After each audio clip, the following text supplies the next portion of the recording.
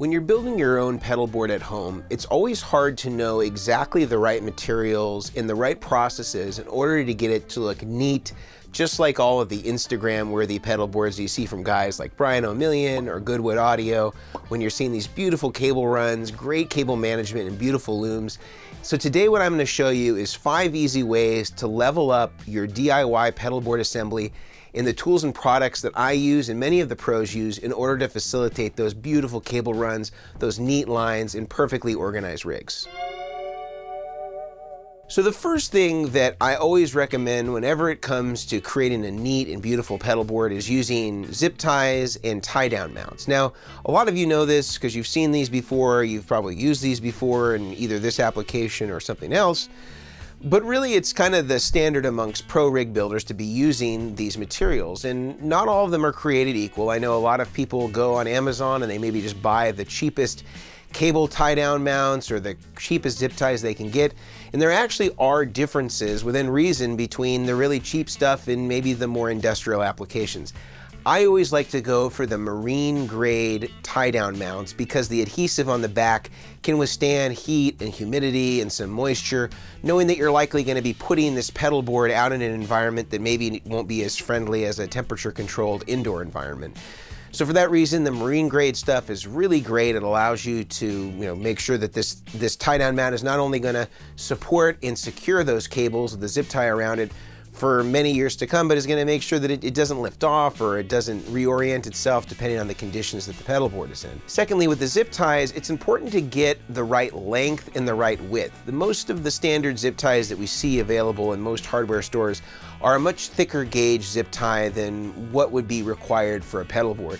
I usually stick with thinner gauges and more narrow gauge zip ties. And if you're curious about exactly the ones I recommend, I'm going to link them in the description. I have the ones that we sell on the Rig Doctor website, as well as some standard ones that you can get straight off of Amazon.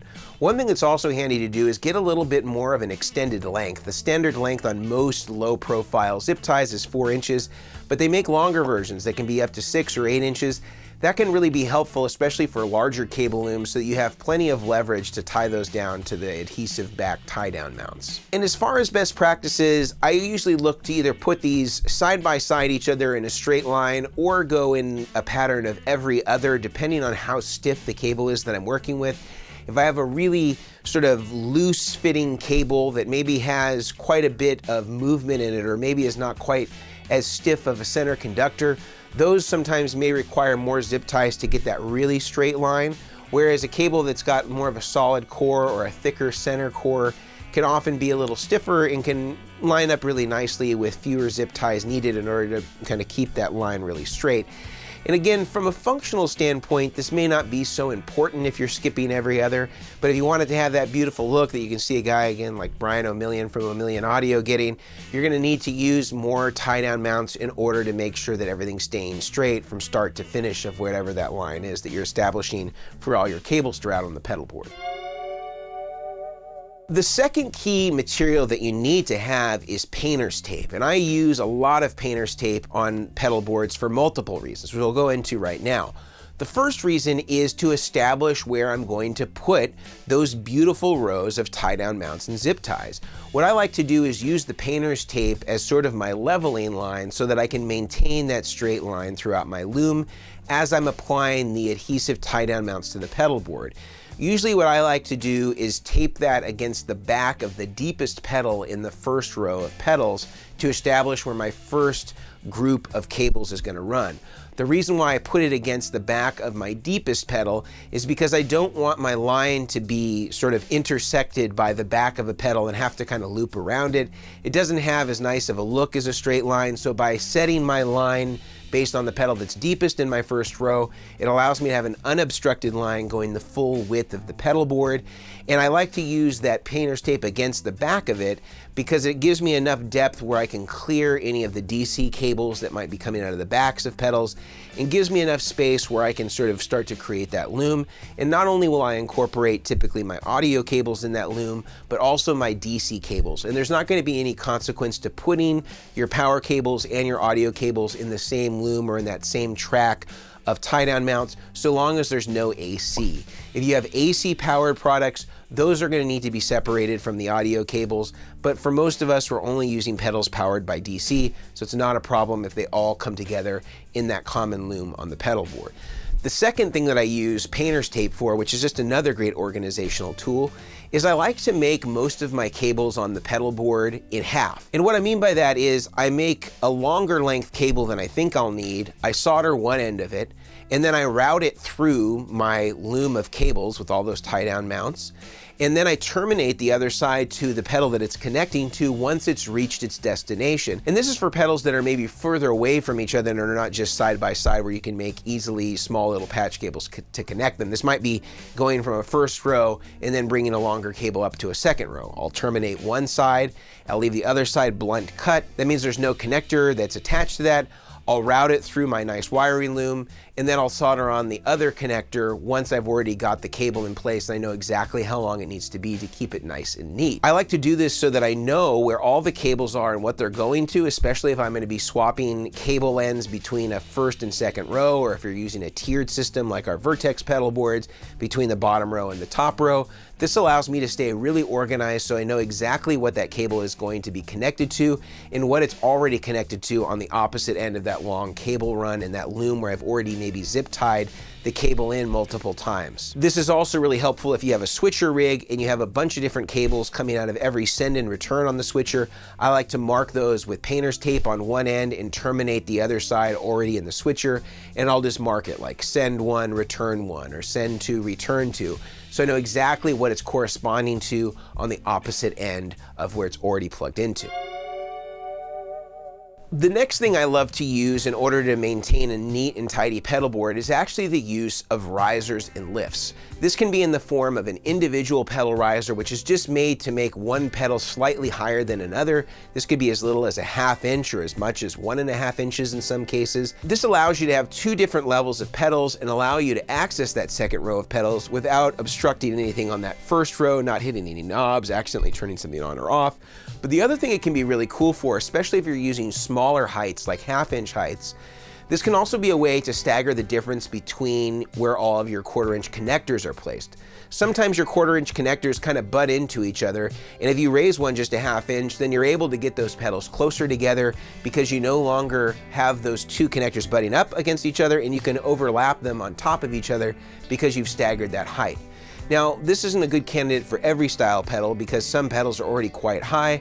I usually like to do this on pedals that are maybe lower in profile, that are sitting next to a higher pedal, where you can afford to raise it up slightly and not have too much of a distinction between where the foot switch height might be. Another big benefit of this, of course, is that you can use these risers, especially like our Vertex style ones that have holes underneath it. You can use those as additional routing channels so that you can actually wire cables underneath any particular pedal. This allows you to not have to use up extra space on the board because you can go underneath or through the pedal instead of having to go around it in your cable management.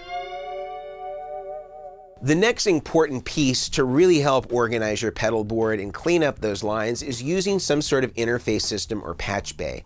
And this is a way to consolidate or create a hub where everything in the pedal board plugs into and out of. That means the guitar plugs into this and the amplifier is plugged into this as well. So it's going guitar into the interface box feeds all your pedals, then it comes back into the interface box from your last pedal and feeds the amplifier. Now there's lots of different ways to do this. We have a DIY tutorial that shows you how to make any number of different styles of interface boxes, both passive and active with different buffers, and we have diagrams and drill templates and all that. But there's also pre-made versions like our Vertex interface boxes. We also have a custom shop where you can have a custom one made exactly to your specs that's on the Rig Doctor website. Also, companies like Mesa Boogie have the Highwire. It's a great interface box that has an input and output buffer as well as a tuner out. Or Goodwood Audio makes different versions of interface boxes with buffers and isolation transformers and all that stuff.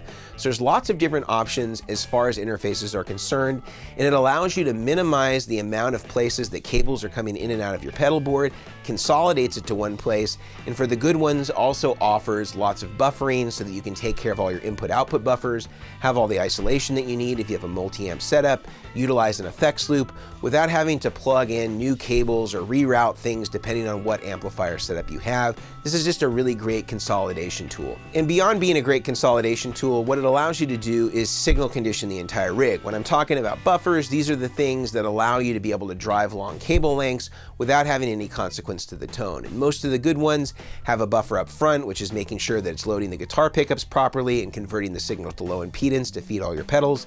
And then another buffer at the end to drive that long line all the way back to your amplifier with as little to no tone change as possible. And using some of these devices like we talked about, Goodwood, the Vertex versions, our custom shop versions, or any of our DIY versions, in addition to the Mesa Boogie Highwire, are all great options that all meet my minimum specs and requirements. And if you're wondering where to find those, we have those all linked in the description. Now, the last thing to maintain a neat and tidy pedal board is kind of a no-brainer. Now, I call it a tone brush, but in reality, it's just a standardized paintbrush. And the reason why I like to use paintbrushes is it helps me keep the pedals clean and the surface clean of the pedal board very easily without moving my settings, damaging the pedals, or rearranging the wires unnecessarily. If you get a nice light paintbrush that has long bristles, it's very easy to get in between all of your knobs, all of your settings, toggle switches, allows you to get down on the surface of the board in all your routing channels with cables, and allows you to keep it clean. It's important to keep your pedal board clean because the more dust and grime and dirt that's present on the pedal board is going to ultimately end up in some of those jacks. You can get some intermittent contacts, some dirty contacts by not keeping the pedal board clean and up to par. It's always a good idea, of course, to clean inside your pedals periodically by using something like D5 Deoxit, which is my recommended contact cleaner. But using the tone brush in the meantime, or the paintbrush, that'll help you keep everything clean and put as little amount of dust and dirt and grime on the pedal board just to help maintain everything, keep it looking nice. This is just something you can do in a couple of minutes between maybe a set or before you do a sound check. Very easy to just pull out of your gig bag or pull out of your pedal board case, give the pedals a good once over. It just helps keep everything clean and helps with some long-term maintenance by doing that. So those are my 5 tips to level up your pedal board, keep things nice and neat and tidy, and not really have to have a huge investment. Most of these things, whether it's the tone brush, the zip ties or the tie down mounts, the painter's tape, these are all really inexpensive investments that can be a couple of dollars to get them. Now, if you're wondering where to find all these things that we talked about and recommended, again, all the links are in the description, so you can easily find those there.